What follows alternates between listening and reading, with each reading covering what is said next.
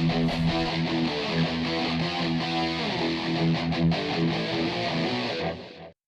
guys, Roman Reaper here, just back with a quick little review. So I just got done watching Winnie the Pooh, Blood and Honey. You're fully aware this is the Winnie the Pooh horror film that's been, that we've all been awaiting for a year now. Because for those that are not in the know, the rights to Winnie the Pooh reverted to the public domain last year, and this went into production as a result of that. But does this film live up to its really interesting slasher movie premise? Let's find out.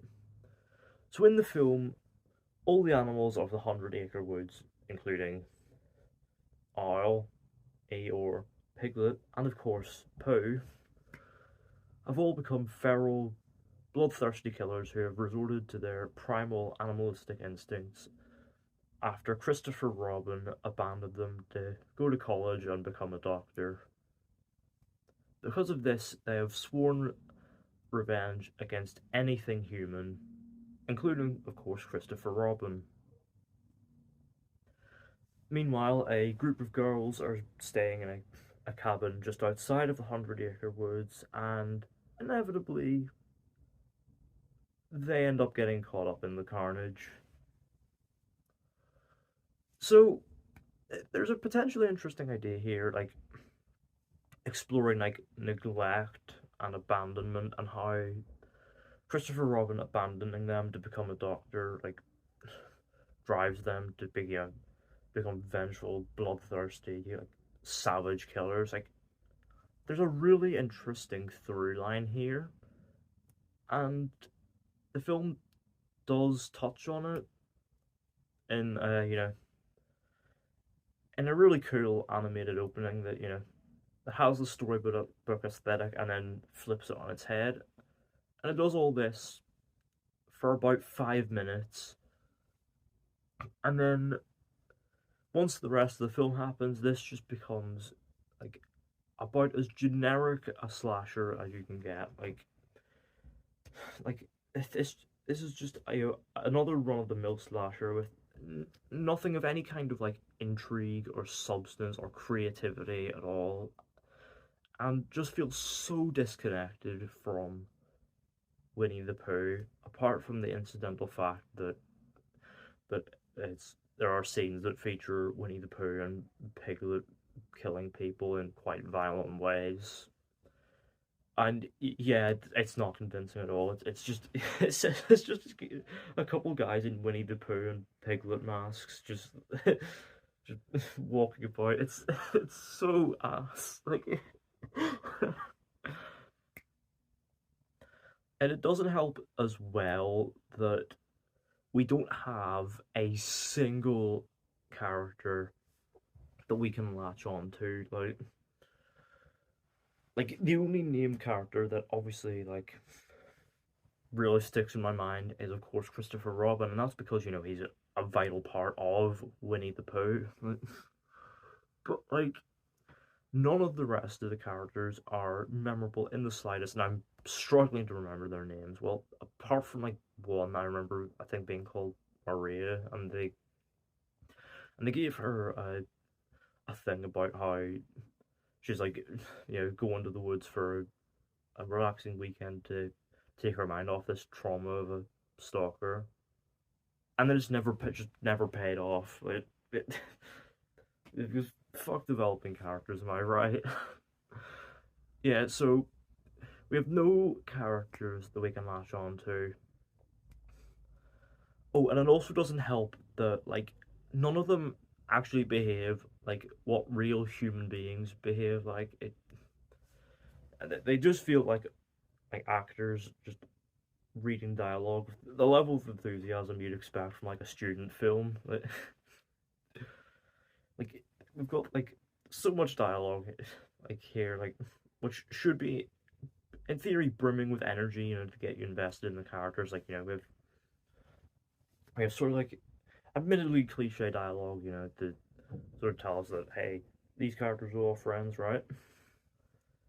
But you don't buy into it because the line delivered here is just so flat and lifeless. Oh, and it also doesn't help that any time that emotion is injected, it's like bordering on the unintentionally hilarious. Like, notably, every time Christopher Robin shouts out, "Why are you doing this?" and "Pooh, Pooh," it rings so hollow. So yeah, there's nothing to get invested in here at all, which unfortunately leads to the film's deadliest sin. It's fucking boring. Like, because we don't have any kind of like investment in the characters, and because the film is not interested in doing anything creative or substantial, it just means that I was just sat there, just so listless, just so zoned out, and could not care less about anything that was going on. It's so dull. And yeah, the unintentionally hilarious stuff as well.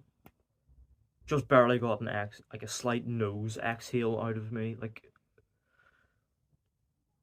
not even an inclusion of the word nonce could get me bursting into laughter. Like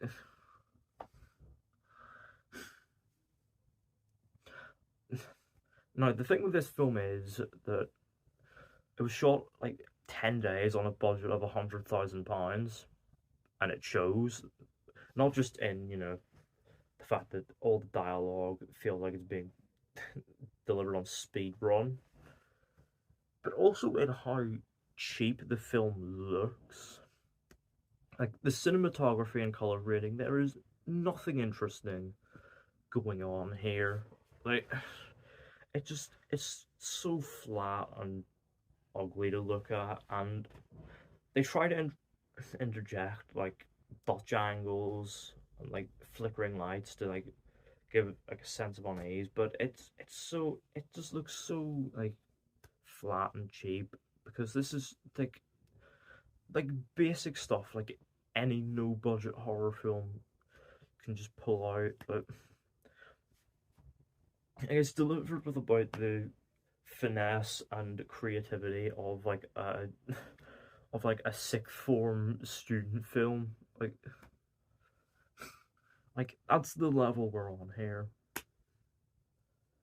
And yeah, not even the slasher stuff delivers at all. Like the kills here, just they're so poorly done because despite the film having an 18 certificate here in the UK, for some reason the filmmakers have resorted to using shaky cam. I mean, even though like you can just set the camera up and like show stuff, but they probably can't because of the budget. And in fact, there are like these weird edits where stuff will just like happen off screen, but it doesn't add any sort of tensity and ambiguity. It's just like, okay, so we couldn't afford to show anything like violent here, so we'll just cut away and then we'll show you. Oh yeah, something happened. It's so bad.